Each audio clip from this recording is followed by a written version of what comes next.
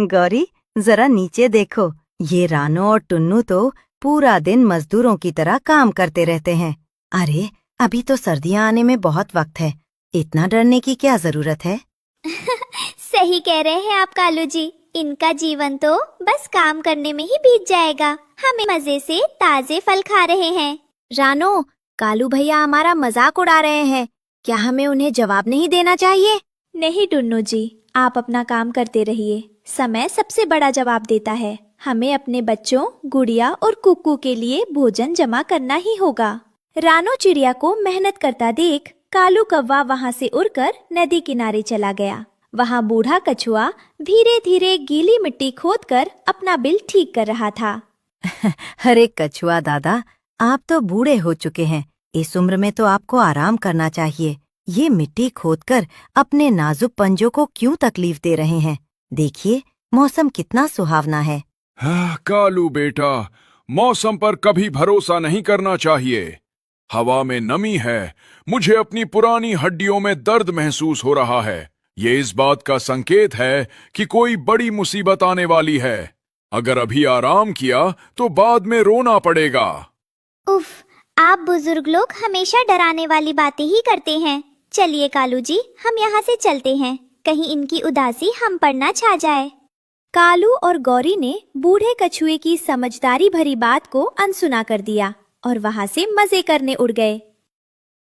शाम हो चुकी थी। रानो और टुन्नू अनाज की पोटली लेकर अपने घोंसले में आते हैं। उनके बच्चे गुड़िया और कुकू उनका इंतजार कर रहे थे। रानो ने एक मजबूत घोंसला बनाया था, जिसे उसने मोम और सूखी लकड़ियों से पक्का किया था। माँ, आप आ गई? हमें बहुत भूख लगी है।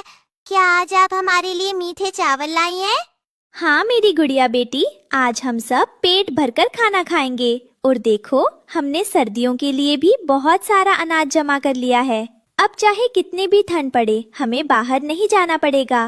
माँ, आप और पिताजी बहुत मेहनत करते हैं। मैं बड़ा होकर आपकी तरह ही बनूंगा। मौसम ने भयानक रूप ले लिया। अचानक आसमान में काले डरावने बादल छा गए। तेज हवाएं चलने लगी और बिजली जोर जोर से कड़कने लगी। जंगल के सभी पक्षी डरकर अपने अपने घरों में दुबक गए। हे भगवान, ये हवा तो बहुत तेज है। मेरे पंख तो हवा के सामने काम ही नहीं कर रहे। मुझे जल्दी से जल्दी घर पहुंचना होगा। मेरे बच्चे घोंसले में अकेले हैं। अगर मैं समय पर नहीं पहुंचा तो अनर्थ हो जाएगा। सावधान, सभी पक्षी सावधान हो जाएं। मेरा अनुभव कहता है कि यह कोई साधारण बारिश नहीं है।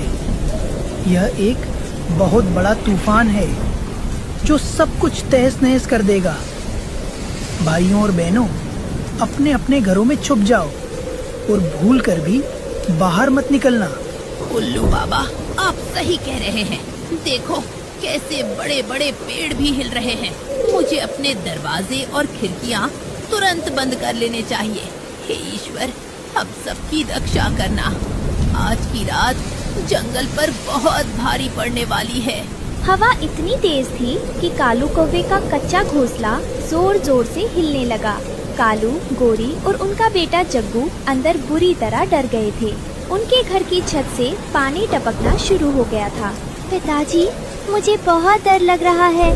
हमारा घर टूट जाएगा। पानी अंदर आ रहा है पिताजी। कालू जी, कुछ कीजिए। अगर ये तूफान नहीं रुका तो हमारा घोंसला उड़ जाएगा। हमने तो सर्दियों के लिए खाना भी जमा नहीं किया। हम क्या खाएंगे? गौरी, शांत हो जाओ, मैं कुछ करता हूँ। मुझे नहीं पता था कि मौसम इतना खराब हो जाएगा। मैं अभी लकड़ियाँ ढूंढने की कोशिश करता हूँ। बाहर भयानक तूफान था, लेकिन रानो चिड़िया का घर अंदर से सूखा और गर्म था। रानो ने अंगीठी जलाई हुई थी। टुन्नू और बच्चे आराम से बैठे थे। रानो को बाहर की चिंता हो रही थी। रानो, बाहर हालात बहुत खराब है। शुक्र है कि तुमने समय रहते ये पक्का घर बना लिया था। हाँ टुन्नू जी, लेकिन मुझे दूसरों की चिंता हो रही है। कालू भैया का घोंसला बहुत पुराना था। पता नहीं वे और उनका परिवार सुरक्षित होंगे या नहीं। तभी एक जोरदार हवा का झोंका आया और कालू कौवे का घोंसला तिनका होकर बिखर गया। कालू, गोरी और जग्गू ढलान से नीचे कीचड़ में गिर गए। वे पूरी तरह भीग चुके थे और ठंड से कांप रहे थे। जग्गू जोर जोर से रोने लगा। माँ, पिताजी, मुझे बहुत ठंड लग रही है, मुझे बचाओ। मेरे बच्चे, गौरी, तुम जग्गू को अपने पंखों के नीचे छुपा लो। हमें जल्दी ही कोई आसरा ढूंढना होगा, वरना ठंड से हमारी जान चली जाएगी। हरिया भाई, दरवाजा खोलिए। हम मुसीबत में हैं, हमारा घर टूट गया है। कृपया हमें थोड़ी देर के लिए शरण दे दीजिए। माफ करना कालू भाई, मेरा घर बहुत छोटा है।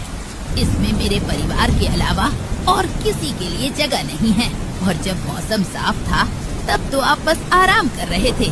अब जाइए यहाँ से। निराश होकर कालू कौवा कबूतर के घर गया। बारिश और तेज हो गई थी। जग्गू की हालत खराब होती जा रही थी। कबूतर भैया, हमारे बेटे पर दया कीजिए, वो ठंड से मर जाएगा। हमें बस एक कोने में बैठने दीजिए। गौरी बहन, मैं आपकी मदद करना चाहता हूँ, लेकिन मेरी छत भी टपक रही है। यहाँ जगह नहीं है। आप रानू चिड़िया के पास जाइए, उसी का घर सबसे पक्का है। कालू कौवा शर्मिंदा था।